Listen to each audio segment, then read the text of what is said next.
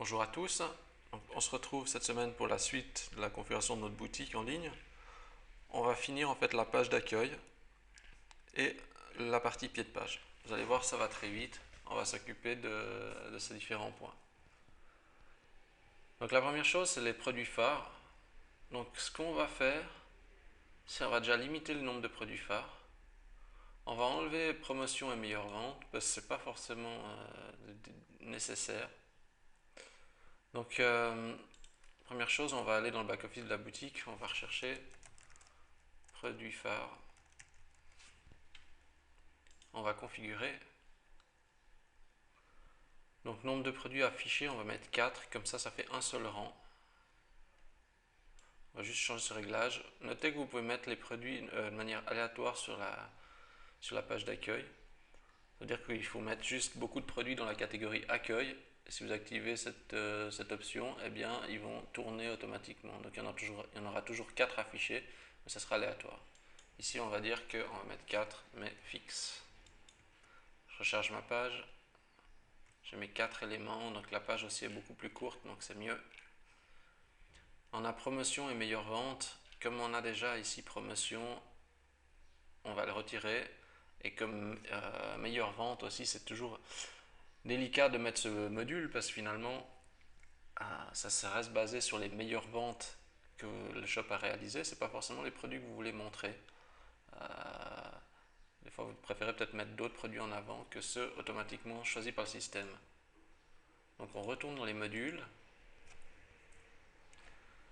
Et puis là, donc on va aller rechercher le bloc promotion. Donc on a bloc promotion, je vais le désactiver. Donc j'ai cliqué sur la flèche ici, désactiver. Je vais faire la même chose pour les nouveautés.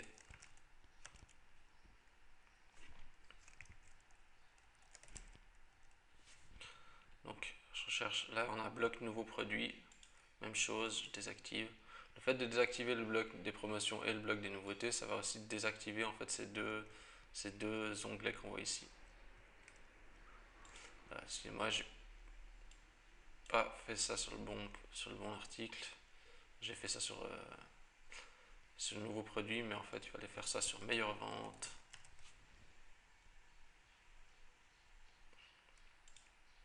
Je désactive aussi. Voilà. Sauf que maintenant on a juste le texte écrit populaire et ça fait un peu bizarre. Donc on va changer ce nom et on mettrait plutôt notre sélection du moment.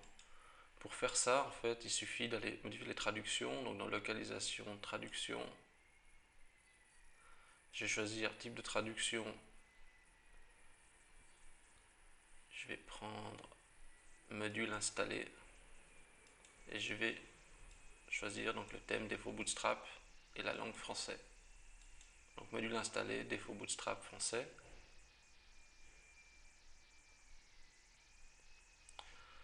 Là, quand on est dans cette page, ça va nous charger toutes les traductions. Donc je vais juste déplier tous les blocs pour voir toutes les traductions. Et on voit que ça s'appelle populaire. Donc je vais rechercher. Là, je fais un CTRL F dans mon navigateur. Donc ça dépend de votre navigateur aussi. Et je vais rechercher populaire. On a déjà passé. Voilà, je vais changer ça. Et je vais mettre donc notre sélection du moment. Donc je fais juste de changer une traduction. Donc ça sauve. Ça a sauvé. Notre sélection du moment. C'est quand même beaucoup mieux visuellement, puis pour beaucoup plus compréhensible. Donc les blocs promo, on a désactivé. Meilleure vente, ça c'est fait. Maintenant, c'est vrai qu'ici on a toute une partie des blocs qu'on peut aussi administrer qui sont des images. Vous voyez, donc quand je fais une sélection, c'est simplement des images qui ont été mises. On va éviter en fait d'encombrer trop le site avec plein d'images pour le début. C'est vrai que bon, ces images sont là, l'emplacement est là, mais c'est pas forcément nécessaire de les mettre pour l'instant. Donc ce qu'on va se contenter de faire, nous, c'est on va se contenter de les enlever. Bien sûr, si vous voulez mettre ces images-là et que vous avez une inspiration, vous avez assez de contenu, assez d'idées pour remplir, vous pouvez tout à fait compléter chacune de ces images. On va voir ça. Donc ça s'appelle, donc dans les modules, on recherche le configurateur de thème, et je clique sur configurer. Je descends au fond de la page et en fait on a ici ces différentes images qu'on peut donc modifier, remplacer par une autre. Donc là après c'est vraiment une question de goût hein, et d'inspiration. Ici par mesure de simplification, pour aller à l'essentiel, on va enlever ces images. Donc je fais juste clic droit supprimer l'élément. Enfin, je clique sur la petite flèche déroulante et je fais supprimer l'élément. Voilà. Et j'enlève ces différents blocs. Après rien n'empêche de les recréer par la suite aussi. Hein. Je recharge ma page. Vous voyez que ça a bien raccourci aussi la présentation du site. Donc ça rend aussi des fois le contenu plus accessible. Après on a une page suivez-nous sur Facebook. Enfin on a le blog ici qui est suivi sur Facebook. Donc on retourne dans les modules. On recherche Facebook. On a le blog Facebook Like. Donc on configure. Là vous devez mettre en fait l'adresse de votre page Facebook. Donc il faut créer une page entreprise Facebook pour ça. Il ne faut pas utiliser votre compte privé. Ici on va chercher une page Facebook. Je vais prendre celle-là. Facebook Passion Chaussures. C'est juste pour qu'on fasse faire changer l'information par défaut. Voilà, donc on a pris une autre page. Là on ne crée pas la page. Là il faudra créer donc votre propre page. Hein. Là j'en ai pris une qui existait donc déjà. Hein. Ensuite on a un autre bloc à côté. Donc on va retourner pour administrer ce bloc-ci. On va retourner en fait dans les modules. On va rechercher bloc CMS. Là vous en avez un qui s'appelle bloc CMS d'information client. Vous cliquez sur configurer. Ce que vous constatez en fait, c'est que vous avez deux lignes. Il y a un bloc 1 et un bloc 2. Le bloc 1, ça correspond à celui-ci. Le bloc 2, ça correspond à cette deuxième ligne. Ça c'est le bloc 2, ça c'est le bloc 1. On va commencer par le bloc 1.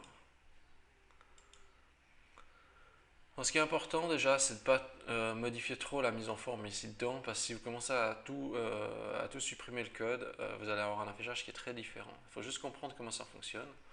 Donc ce que je vais faire déjà, la première chose, c'est je vais mettre déjà un titre explicite.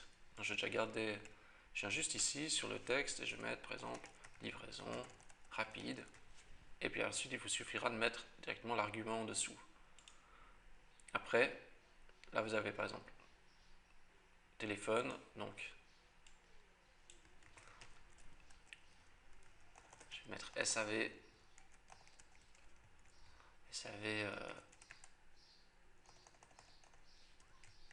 7 jours sur 7. Après vous mettrez bien sûr un texte qui correspond, là je le fais comme ça juste pour l'exemple. Et puis je vais mettre ici paiement 100% sécurisé. Je vais juste sauver pour voir ce que ça donne. Donc vous voyez, voilà, ça a juste modifié les textes, c'est un petit peu plus sympa. Après, il faut juste trouver une petite légende qui va dessous, qui soit toujours plus ou moins de la même longueur pour que ça présente bien. Vous avez remarqué qu'il y a ici des icônes. Comment les modifier? Alors là, c'est un petit peu plus technique. Ce qu'il faut faire déjà, il faut basculer dans le mode code source. Là, vous voyez, vous avez une mention qui écrit Icon Truck. Donc, si je vais dans Google, puis je recherche Icon Truck, vous apercevez en fait que ça fait partie des librairies ici de font Avezome. Et vous pouvez mettre en fait toutes sortes d'autres icônes en fait. Vous pouvez regarder dans la galerie. Par exemple, cette galerie, celui-là il me plaît bien. Je dis OK. Je vais utiliser peut-être par exemple cette icône-ci. Je fais juste de remplacer ça. Je mets icône archive par exemple. Je sauve. Je cherche ma page. Vous voyez, l'icône a changé, c'est l'icône archive. Livraison rapide, ça ressemble en plus à Inbox, hein, donc ça pourrait convenir. Donc ce que j'ai fait, c'est vraiment simple. J'ai juste changé le nom du type d'icône. C'est tout. C'est pour ça qu'il ne faut pas faire des changements trop importants comme ça dans l'éditeur graphique, parce que sinon après le code HTML il marche plus, il saute et vous n'avez plus la bonne présentation. Donc modifiez le texte simplement comme ça, et pour ajuster l'icône, basculez dans le code source et changez juste le texte avec le nom d'icône. Ça vous retrouvez donc sur fond Away Home, vous pouvez retrouver des exemples d'icônes. Ensuite, on va passer donc juste dans l'autre bloc. Ici, donc qu'est-ce que vous pouvez mettre là-dedans? C'est par exemple, vous pouvez mettre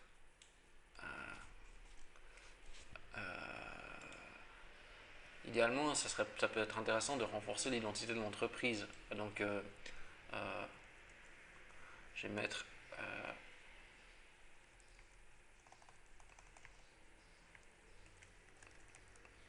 le roi de la chaussure.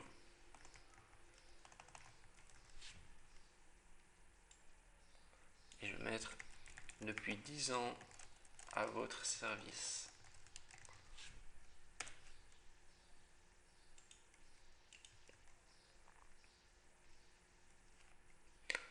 Et puis, ce qui est bien aussi, c'est toujours d'essayer de garder un peu un équilibre dans la page.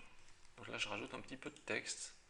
Donc, vous, il faudra bien sûr rédiger un texte vous-même. Et vous voyez là, on a une espèce d'équilibre en fait entre les différents blocs. Ce qui est bien, c'est de rappuyer un petit peu peut-être ce que vous faites, etc. Que les gens, voilà, ils n'aient pas besoin forcément d'aller dans une page pour comprendre qui vous êtes, ce que vous proposez, etc. Donc, petit récapitulatif de l'entreprise et puis des services, ça peut être intéressant de rédiger là-dedans. Donc ça c'est bon, on a traité ce bloc.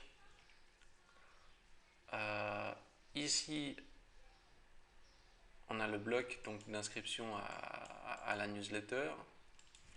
On va juste passer dans ce module. Donc je retourne dans les modules, bloc newsletter, je configure. Ici, il demande si on veut un mail de vérification après inscription, ce genre de choses. Là, on va le laisser tel quel par défaut. Ça veut dire que le client, une fois qu'il est inscrit, il n'a pas besoin de faire une double validation par email pour confirmer son adresse. Je pense que ça, vous pouvez le laisser directement à la configuration standard. Donc si je mets mon adresse, je mets une adresse texte, test, je vais mettre test@gmail.com. Votre inscription a été bien prise en compte, ok. Là, je suis nouveau dans mon module et on voit que mon adresse a été ajoutée. Donc là, il n'y a rien besoin de changer, c'est juste que vous pouvez administrer certaines choses dans la configuration de ce module. Ensuite, on a la partie réseaux sociaux ici. Donc, on retourne dans module. On va enlever en fait les icônes qu'on n'a pas besoin parce qu'on a Twitter, flux RSS et Google. Peut-être qu'on n'a pas forcément de compte. Donc, comme nous, on n'a que Facebook.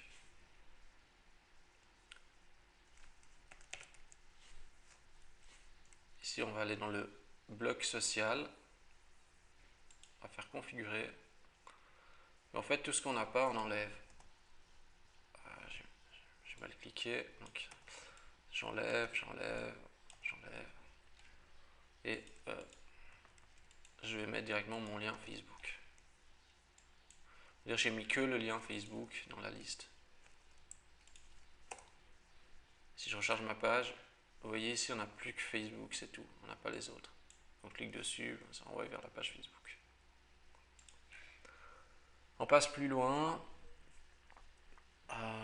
Donc après on a en fait la partie bloc CMS ici. Enfin bloc CMS. Ces éléments du pied de page, en tout cas une partie est gérée en fait par le bloc CMS. Donc on va aller. C'est un peu bizarre que ça soit là-dedans en fait, parce qu'on s'attendrait à un module footer, mais c'est pas le cas. Donc on va dans bloc CMS, on configure. Donc toujours dans module, j'ai recherché CMS. Là ce que je vais faire, je vais enlever un maximum d'éléments qui sont inutiles, propulsés par PrestaShop. Donc vous voyez en bas ici, il n'y a pas besoin. Nous contacter éventuellement, meilleure vente on enlève, nouveaux produits on enlève. nos magasins, on enlève aussi. Je vais peut-être laisser... je vais peut-être déjà juste laisser ces 4 liens en fait pour voir ce que ça donne et je vais sauver. Vous voyez, ça a déjà bien raccourci en fait la page. Maintenant, j'ai essayé de faire au plus simple possible. Donc, vous voyez, il y a des éléments comme conditions d'utilisation ou à propos. Je n'ai peut-être pas forcément envie que ça s'apparaisse dans le pied de page maintenant. Donc, je vais enlever. Voilà. Et il y a un petit truc qui me chipote là, c'est écrit sitemap avec un minuscule. Donc, je vais retourner dans les préférences, dans la localisation traduction, pardon. Traduction des modules installés, Bootstrap, français.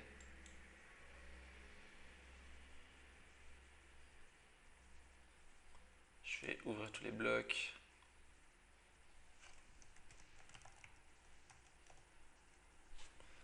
J'ai recherché la zone concernée, donc je vais vérifier que c'est bien là. Oui, c'est bien ici. Donc dans le bloc CMS, je change juste la traduction, je mets un S majuscule. Voilà, comme ça j'ai sitemap qui est écrit ici. Comme ça j'ai bien. En plus, ce que j'aime ici, c'est qu'il y a, une régularité, c'est quand même assez uniforme. Il n'y a pas un bloc qui est gigantesque et puis l'autre qui a 3 lignes. Ça c'est pas mal aussi, si on arrive à garder une uniformité. Ensuite, on a le bloc en fait d'informations sur la boutique. Donc, on va retourner dans la partie module.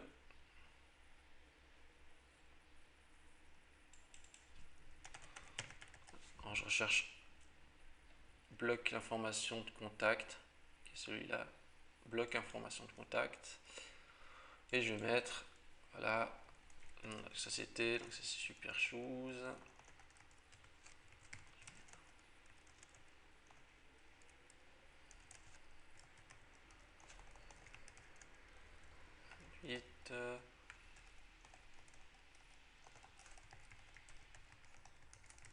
Très important, c'est de mettre justement le numéro de téléphone. Il faut vraiment pas l'oublier de le mettre parce que c'est un élément que maintenant les gens ils s'attendent à trouver, quoi. Tous les boutiques qui n'ont pas de numéro de téléphone, c'est difficile de faire du e-commerce dans des conditions comme ça. Donc il faut vraiment le spécifier. Là je vais mettre.